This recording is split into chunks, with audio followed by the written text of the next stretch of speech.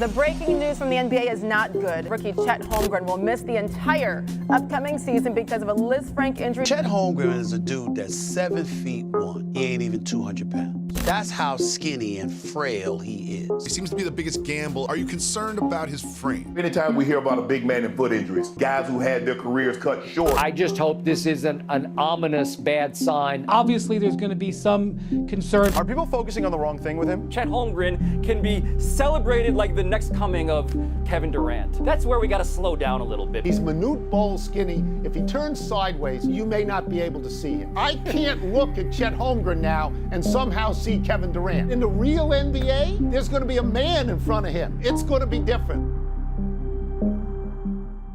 Has the NBA forgotten about its next superstar? Have we forgotten about perhaps the next rookie of the year in Chet Holmgren? A very large statement to say, I know, especially when we just had one of the best drafts in recent memory, especially when Victor Wembanyama, perhaps the greatest prospect we have ever seen, will be Chet's competition for rookie of the year. But we have seen two things. One, we have seen the Oklahoma City Thunder prove to be the best young roster in the NBA with Shea and Josh Giddey if they also have a franchise cornerstone in Chet. And two, we have seen that before the injury that sidelined him, we have to remember just how incredible Chet has already proven to be. When looking at Chet Holmgren's freshman season at Gonzaga compared to the freshman years of elite defensive big men Anthony Davis, Joel Embiid, and Jaren Jackson Jr., Chet's freshman season stacks right up there with some of the best defensive big men in the game right now. Keep in mind for defensive rating, the lower the better, and also keep in mind that among the NBA's elite defensive big men who played at least 1 year in college for us to compare to, I think we can all agree numbers wise, a college Chet Holmgren ranks ahead of Joel Embiid and Jaren Jackson Jr. and sits just below Anthony Davis as a defensive prospect coming into the NBA. So what's up guys, Mike here, and yes, that is the type of prospect we are looking at in Chet Holmgren. We have what 5 years ago would have been described as a unicorn, a player who can shoot threes, can create off the dribble in the half court, runs the break, and finishes at an extremely high level in transition, and with an absurd 7'6" wingspan, has proven he can dominate the game on the defensive end in a way that is simply disruptive. It was just 1 year ago today when Chet Holmgren was seen as a potential generational prospect, a do-it-all freak of nature who, if he could just put on some weight, could be an all-time great in the making. Did we forget about his summer league performance? The one where he not only dominated in a way that made us all shake our heads, but also, did we forget that Chet, after finishing with 23 points and 6 blocks, took to Twitter and simply laughed, telling the rest of the league what a joke it was that anyone would think that he was the #2 player in his class. Here's what Chet did. One steal leads to the other. Holmgren up top and down. Both teams had was just driving into the paint, creating a pass situation.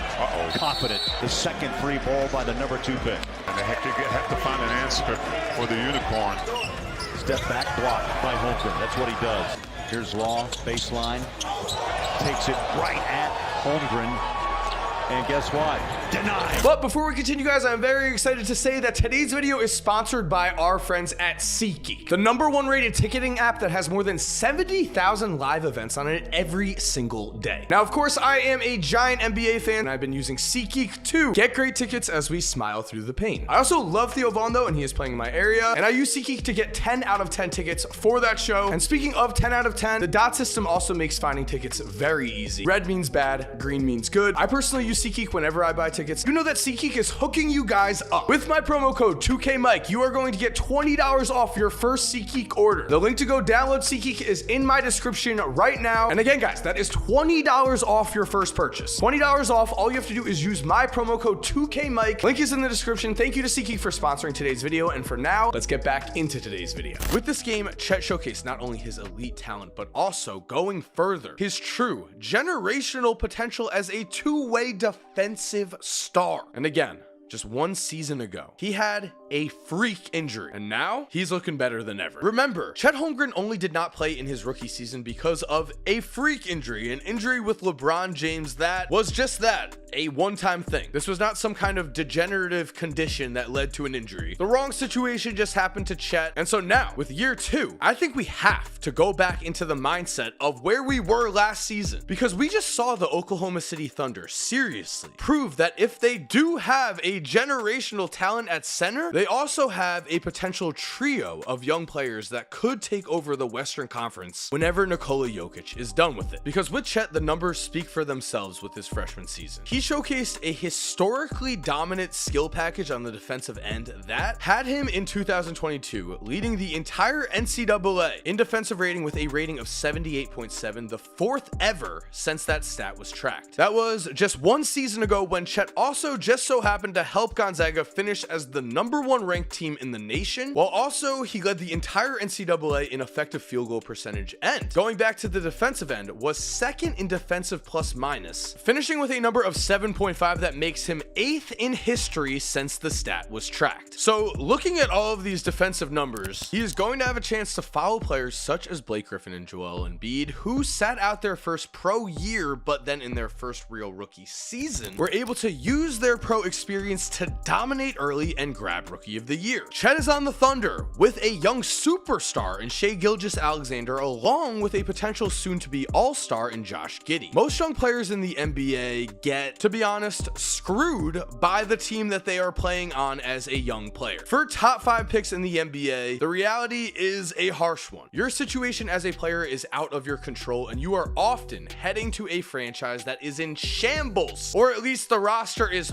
far from contention. Meanwhile though, for Chet, OKC is the ideal situation for him. A young, talented group of competitors who will be pushing for a middle of the Western Conference playoff seed next year. What better environment could we ask for, especially knowing they need a center? That is what we're going to be watching next year, and at this point in time, when it comes to Rookie of the Year, I think we can all agree that Victor Wembanyama looks like he is going to be a generational prospect, one of the most special players we have ever seen. It is here though that I do want to point to Scottie Barnes' Rookie of the Year trophy right now. If Chet is on the Thunder and they are competing for the middle of the Western Conference, while Wemby is playing on a Spurs team that is more in the 12 to 14 range, because let's be honest, San Antonio's roster does need a lot of help. If that is the case, Wemby could put up better numbers, but with winning on his side, I would definitely not count out Chet. It is here that I do want to bring up the fact that despite their similar makeups in height and weight, Victor Wembanyama and Chet Holmgren have vastly different games. Wemby is training his overall game to be that of an offensive superstar quickly. We were watching him launch off the dribble NBA threes against the G League Ignite last year. Chet needs to be seen in a different category, and that is one of an absolutely elite defensive star prospect. Defensive star. That is what Chet is in terms of prospects, at least. A potential freak who can control the paint, protect the rim, and use his mobility to move those feet and defend switches in a way where, again, he disrupts entire offenses. I don't want to say Giannis because Chet Holmgren is not as fast as Giannis, but Giannis is not as tall as Chet. Giannis's nickname is the Greek Freak. The reason being that on the court, he just does things that other players are not able to do on the defensive end. Same goes with Chet Holmgren. We have watched him already block the careers out of people. And one of the biggest reasons as to why Chet Holmgren is such an elite defensive prospect is that Chet is an extremely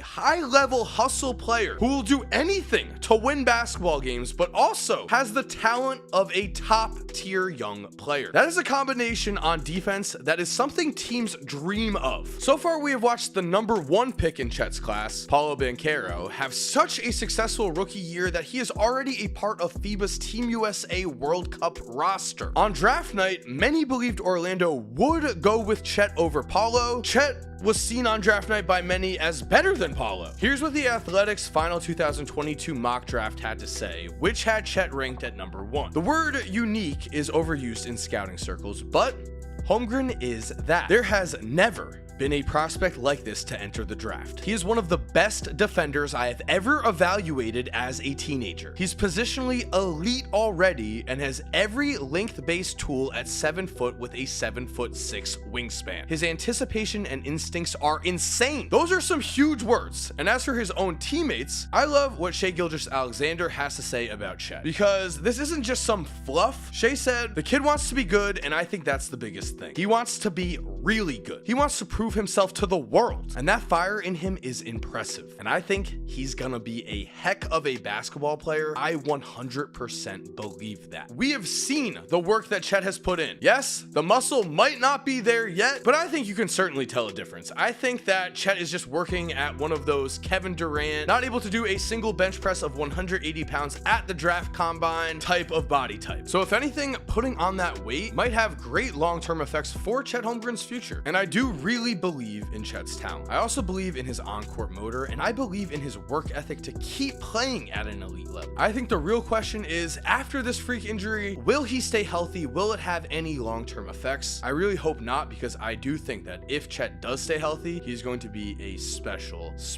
player. So thank you for watching. I hope you enjoyed today's video. If you're new to the channel, make sure to subscribe and turn on post notifications. That way you never miss a video. If you're already subscribed, thank you so much for supporting. You're awesome. We all know it. And as always, have an awesome day and cue that music. If you're still here while the music is cued, here are 2 videos I think you are definitely going to enjoy. I mean, personally, I think the one on the left might be more your style, but the one on the right looks pretty awesome too. Click one, let me know what you think. And again, have an awesome day.